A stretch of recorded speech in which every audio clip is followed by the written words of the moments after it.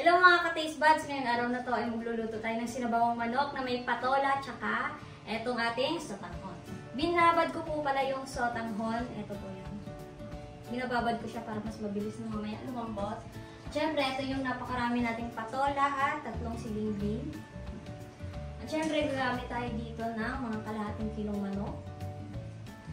At gagamit tayo tayong sibuyas, bawang at siyempre, shrimp cubes. At etong ating maliliit na hipon, kaya naman simulan tayo luto. Eto, maglalagay na tayo ng mantika. Ayan, okay na yan. Eto, magigisa na tayo ng bawang.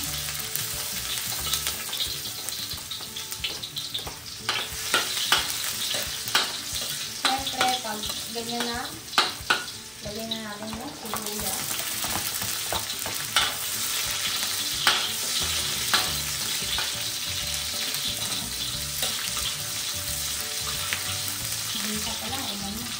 So, ilalagay na natin yung manok. At ilalagay natin naman ng patis. Ayan, dami-dami.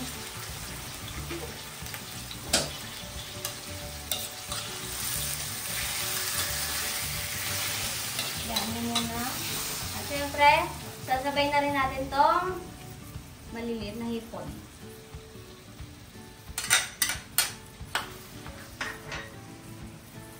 Ibe.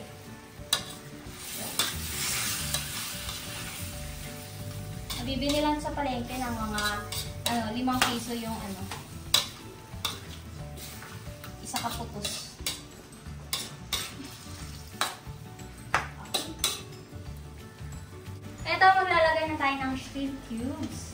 At syempre, isasabay na rin natin yung huli na sarap.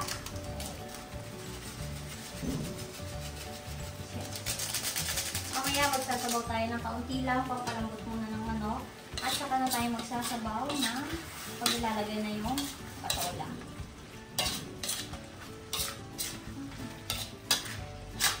Maglalagay na tayo ng tubig.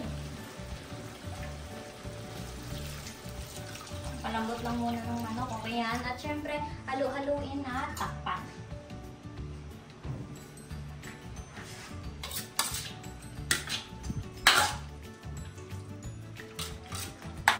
Eto, medyo malambot na yung ating manok. Magdadagdag na tayo ng tubig. At pakuluan lang natin, tsaka natin ilagay yung patola.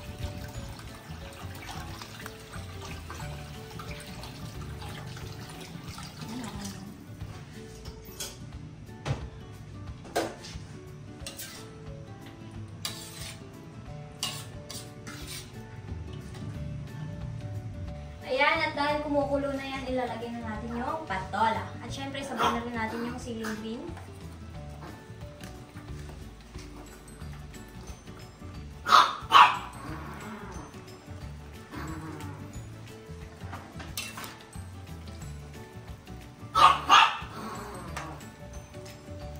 Ayan, at medyo napalambot na natin yung ating patola, ilalagay na natin yung sotanghon. Kasi para sumaybay siya sa lambot ng ating patola na tulo niya.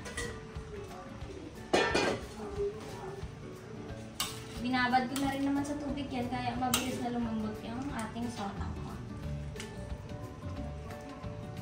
Yan yung muna, mga 10 minutes, okay na yan. Ito guys, magdadagdag na lang tayo ng kaunting asin, kasi nga saktong-sakto na yung lasa ng ating patola. Kaya naman ito yung luto na, titikman na lang natin. So guys, titikman na natin.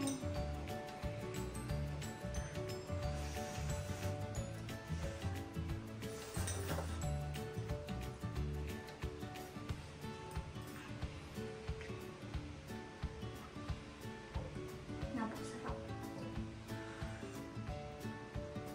Kaya naman ako sa'yo, try mo na to.